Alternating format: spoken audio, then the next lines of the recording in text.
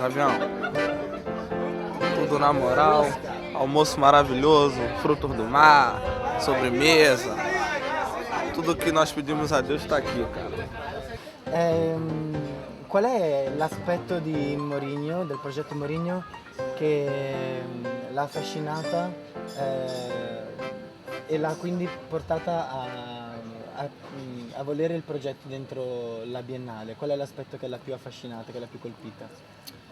Okay, You understood? Okay. I guess there were several issues for me. Number one, when I started thinking about Biennale, I started thinking about the Giardini.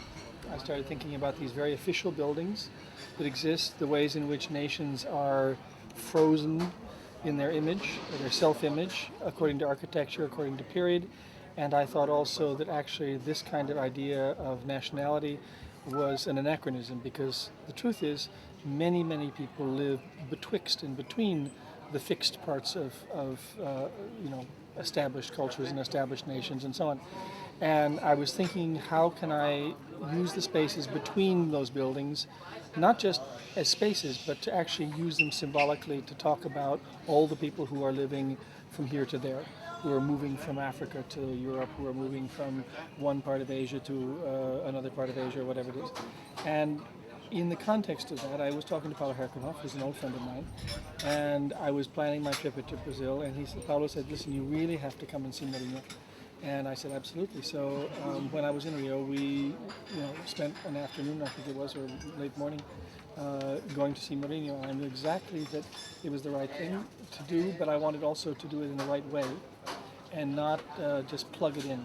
I wanted to have the whole process be part of the work, because obviously it was a part of how the Morrinho operates. It's not just an object, it's a system, and it's a relation among the boys and all of this kind of stuff. So I wanted to make sure that in placing it in the garden, it was in the middle, also that it spreads out. I wanted to put it in a way where the process of building it was part of what happens also.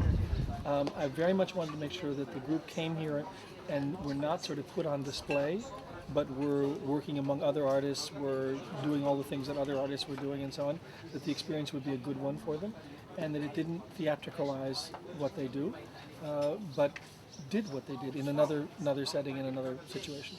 Yeah, and what relation do you find in the video and the installation itself? I mean, you know about Morrinho TV and the installation of the maquette. There are numbers of thoughts I have. I would say one thing. I mean, I haven't lived the life that these boys have lived, but I grew up in a fairly tough part of Chicago. I also was a boy like many boys. I've played soldiers, I've played games where you animate a space and you imagine, adventures and things happening and so on. And so I thought, what the film does is it builds that bridge so that people can understand that this is not an object that is static, this is an object for use. It's a set, in a way. It's building the construct in which you can then work out your fantasies, deal with all kinds of traumas and desires and all kinds of things like that. Alô, bateria! Vamos que vamos!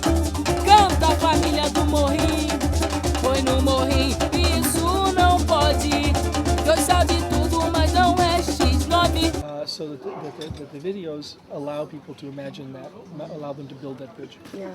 Diretoria mandando, o baile todo dançando. Oi na Pereira, geral vem se divertir.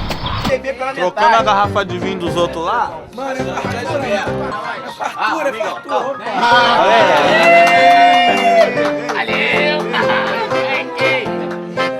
Paulo Vitor, esse aqui é pra tu, hein? Vou tirar foto, ó. Vai.